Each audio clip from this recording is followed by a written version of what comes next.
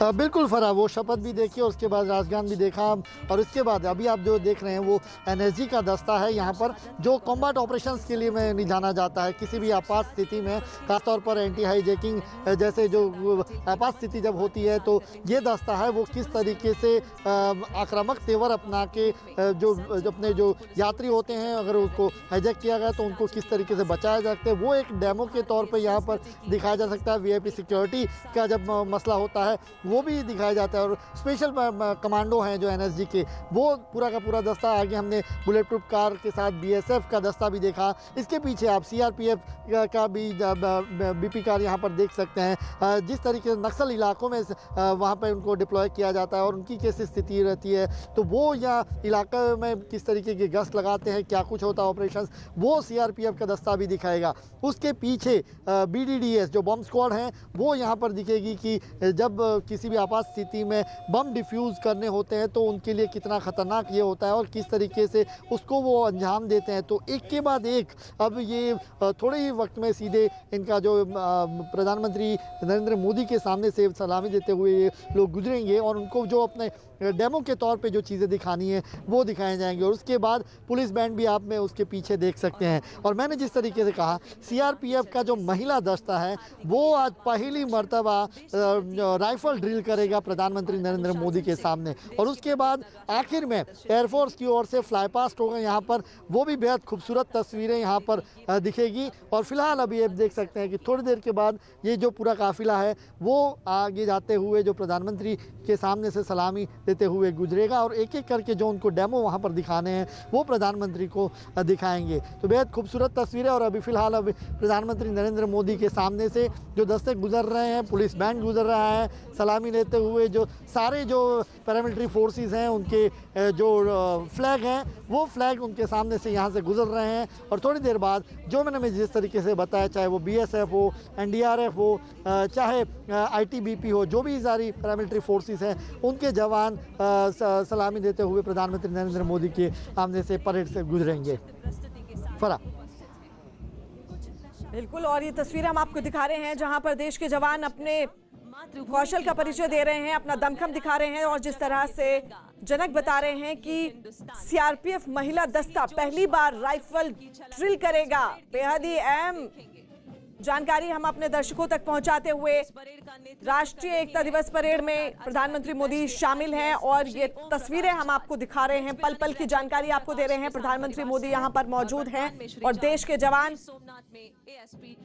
का हौसला बढ़ाने के लिए प्रधानमंत्री मोदी वहां पर मौजूद हैं। आपात स्थिति में कैसे निपटना है और हर तरह की स्थिति में देश के जवान निपटने के लिए तैयार है, यहाँ पर ये दिखाने की कोशिश की जा रही है।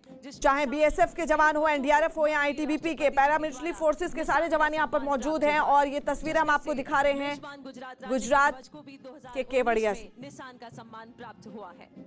दूसरे स्थान पर सीआईएसएफ केंद्रीय सशस्त्र बल के रूप में स्वयं को। जनक हमारे साथ लगातार बने हुए हैं। जनक, आपसे जानना चाहेंगे कि जो सी प्लेन सेवा का उद्घाटन प्रधानमंत्री मोदी करेंगे और आपने बताया कि जो तय वक्त था उसमें सारे जो प्रोजेक्ट है वो तैयार भी हुए, तो इससे रोजगार को कितना बढ़ावा मिलेगा, रोजगार के अवसर लोगों में जरूर प्रदान किए जाएंगे इसके बाद?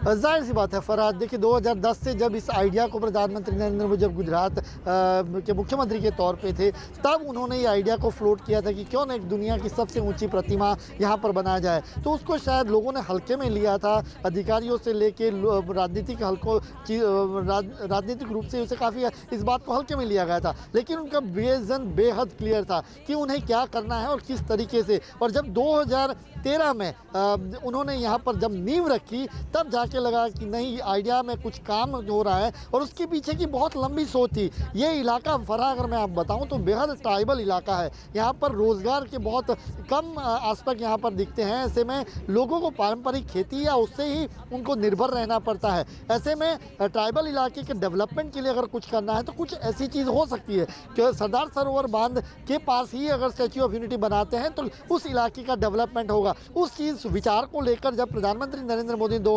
2013 में यहाँ पर बतौर गुजरात के मुख्यमंत्री के तौर पर उन्होंने यहाँ पर जब नींव रखी और उसके 5 साल के अंदर में ही स्टैच्यू ऑफ यूनिटी तैयार हो गया। जब वो प्रधानमंत्री बने 2014 में, उसके 4 साल बाद यहाँ पर स्टैच्यू ऑफ यूनिटी तैयार हुआ और 2018 में वो स्टैच्यू ऑफ यूनिटी को राष्ट्र को समर्पित किया। तो अब धंधा रोजगार भी उसके साथ आएगा, लोग यहाँ घूमने आएंगे, तो टूरिस्ट जो अट्रैक्शन है वो भी यहाँ पे इतने ही बनाए गए, तो जिसके चलते लोग यहाँ पर आएंगे, रुकेंगे, तो जाहिर सी बात है उन चीज़ों को लोगों को रोजगार मिलेगा आसपास में जो लोग रहते हैं। और इस का अनूठा ऊंट दस्ता अपने पूरे साजो श्रृंगार सहित आपके सामने से गुजर रहा है, जिस पर सवार है राजसी शान लिए सीमा सुरक्षा बल के रण बांकुरे, जिनके समतुल्य समूचे विश्व में अन्य कोई नहीं।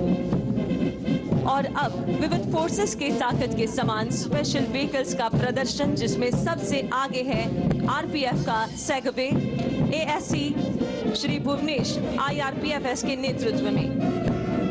सेगवे एक स्वच्छ, प्रदूषण मुक्त और इको फ्रेंडली दोपहिया इलेक्ट्रिक वाहन है। इससे महत्वपूर्ण रेलवे स्टेशन की प्रभावी निगरानी में वृद्धि हुई है और रिस्पांस टाइम कम हुआ है, जिससे आरपीएफ की दक्षता व उत्पादकता में कई गुना वृद्धि हुई है।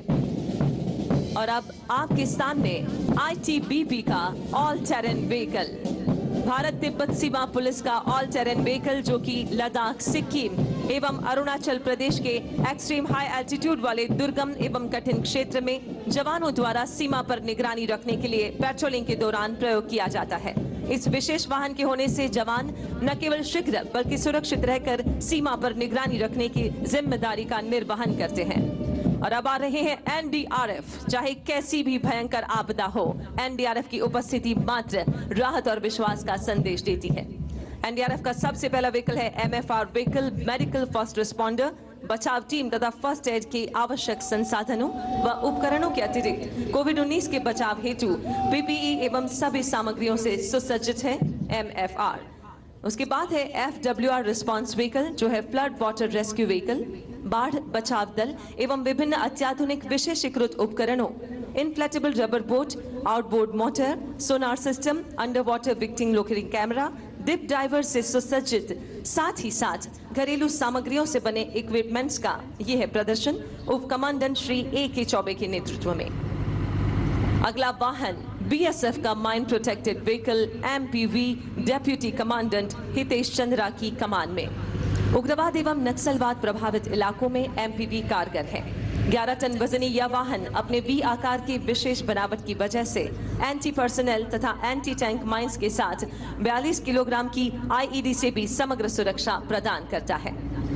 और अब अगला वाहन NSG का शेरपा, ब्लैक कैट कमांडो की हाउस इंटरवेंशन टीम के दस्ते के साथ मेजर सोलास वेन के नेतृत्व में। शेरपा एक हल्का 4x4 बख्तरबंद वाहन है, जो हर सतह जैसे रेत, पत्थर, कीचड़ आदि इलाकों में 6 कमांडोज को उनके पेलोड के साथ ले जाने की क्षमता रखता है। इसके पीछे NSG का ही मार्स वाहन, जिस पर लगे हुए dual side by side hydraulic ramp अलग अलग हाइट पर NSG कमांडोज और K9 को बिल्डिंग इंटरवेंशन, हॉस्टेज रेस्क्यू और एंटी हाइजैक ऑपरेशंस में सुगमता प्रदान करता है। और अब आपके सामने से गुजर रहा है ये वाहन, जो है CRPF के बुलंद इरादों का फौलादी साथी। NSG के मार्च के बाद critical situation response vehicle CRPF से, जिसका नेतृत्व 7 बार पुलिस वीरता पदक से सम्मानित सहायक कमांडेंट नरेश कुमार एवं प्रवीण नौटियाल कर रहे हैं। अत्याधुनिक उपकरणों से लैस यह बख्तरबंद critical situation response vehicle CSRV Kashmir में किसी भी चुनौती से निपटने में सक्षम है। इसमें लगा thermal imaging camera, drone system, उपद्रवी भीड़ पर काबू पाने के लिए multi barrel launcher, LRAD, PTZ cameras तक हर जरूरत का उपकरण इस वाहन में उपलब्ध है। और ये है गुजरात पुलिस का BDDS व्हीकल। इस वाहन का उपयोग बॉम्ब डिस्पोजल ऑपरेशन के लिए किया जाता है तथा यह इंटरनेट सर्विलेंस सिस्टम और फ्लड लाइट्स लेस है। इस व्हीकल में सर्च इक्विपमेंट, सेफ्टी इक्विपमेंट और डिस्पोजेबल इक्विपमेंट है।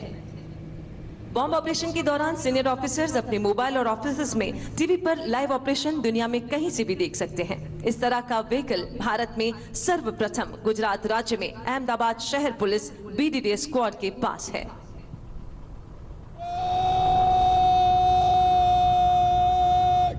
जय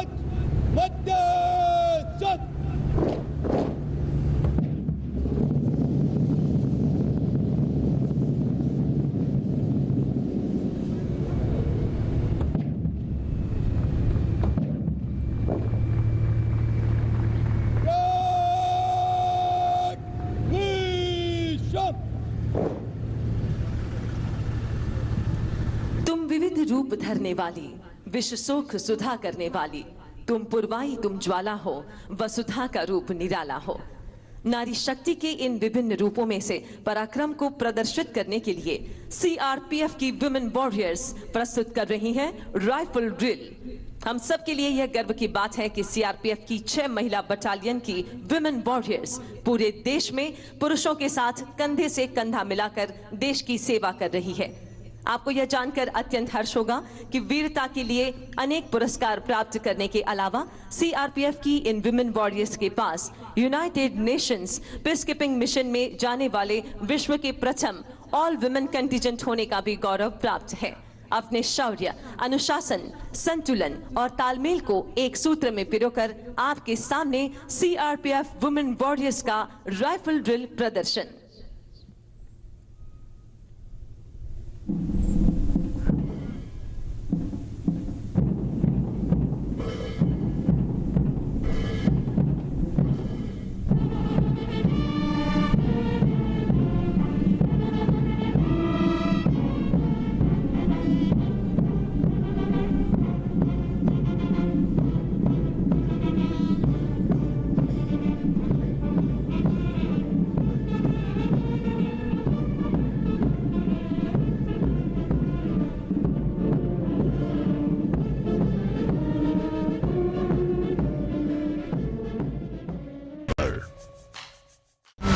कहीं कई मासूम जिंदगियां हैं दांव पर, कहीं किसी देश पर है सुपर पावर गिफ्ट की नजर, तो कहीं किसी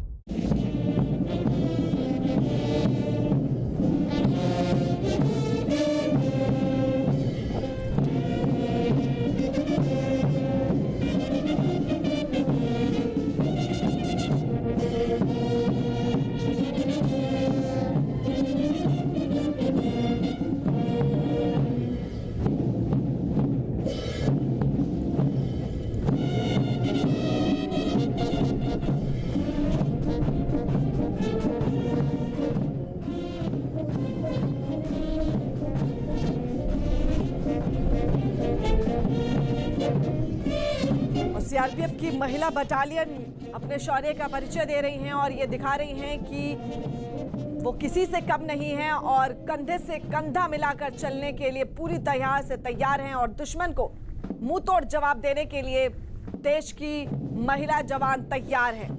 जनक,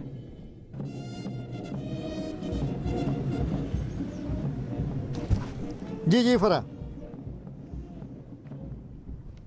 सीआरपीएफ की महिला बटालियन अपने शौर्य का परिचय दे रही हैं जनक, और ये पूरी दुनिया में एक संदेश जा रहा है कि जो हिंदुस्तान की महिला है वो दुश्मन का मुंह तोड़ जवाब देने के लिए तैयार है।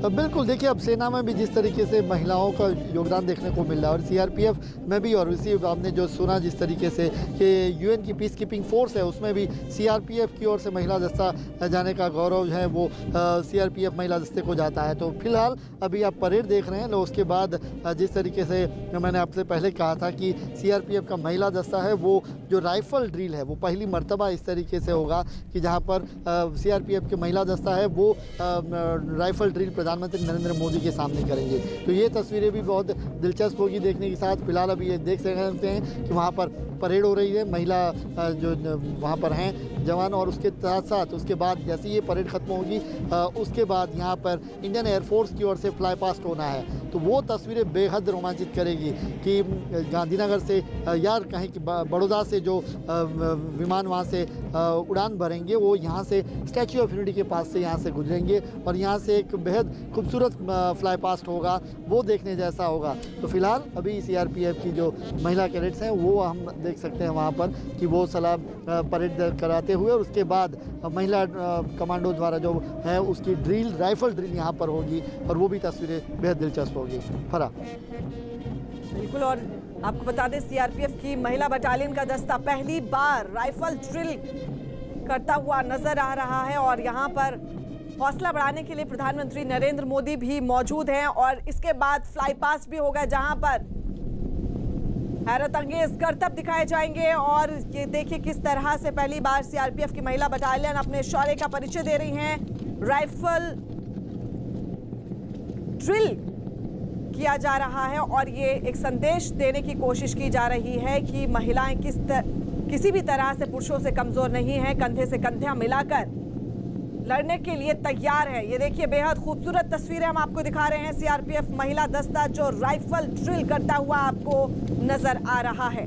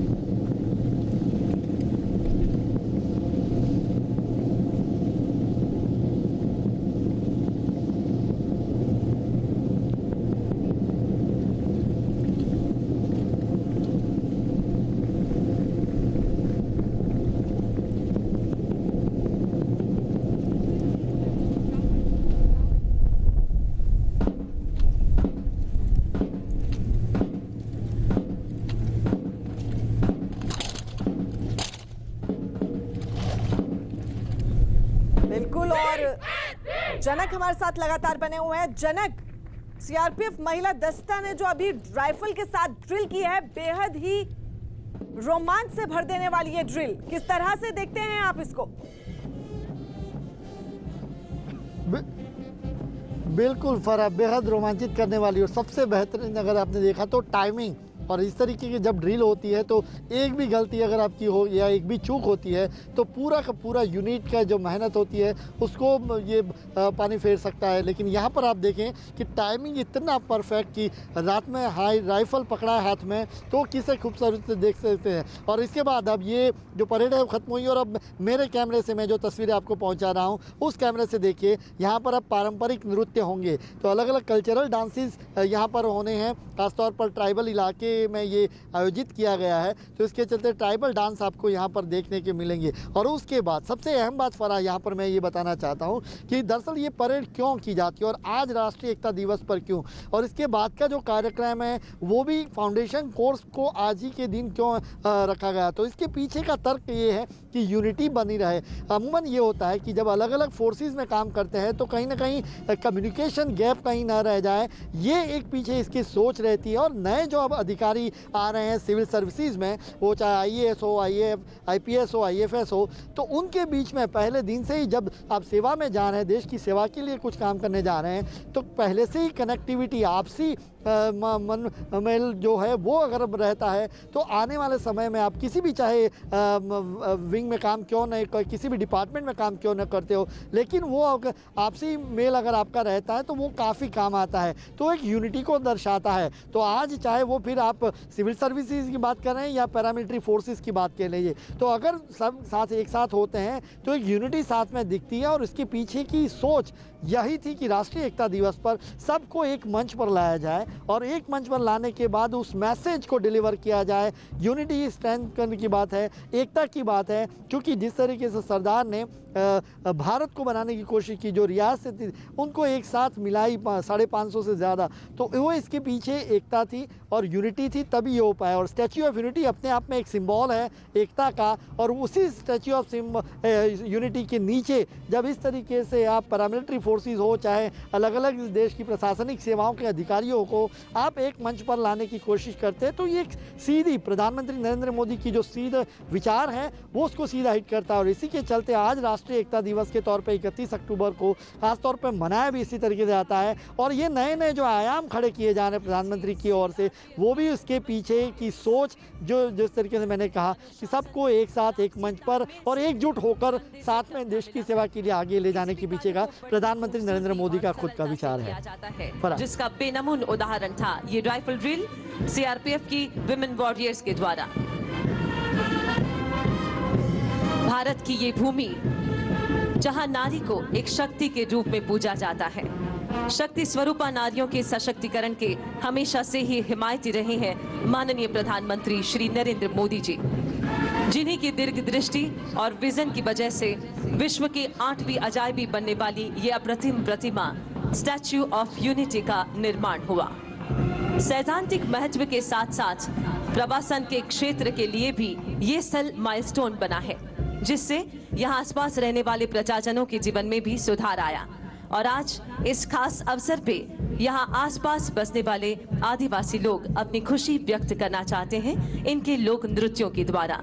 प्रकृति की गोद में बसने वाले ये साहसिक आदिवासी, जिनके नृत्य में भी साहस होता है, हाथ पकड़कर गति से घूमना और पिरामिड बनाना, ये इनकी नृत्य शैली है। पर कोविड-19 के संक्रमण को ध्यान में रखकर सोशल डिस्टेंसिंग और मास्क लगाकर ये नृत्य प्रस्तुत करेंगे। खेल युवा और सांस्कृतिक प्रवृत्ति विभाग गुजरात राज्य के द्वारा प्रस्तुति सांस्कृतिक कार्यक्रम की।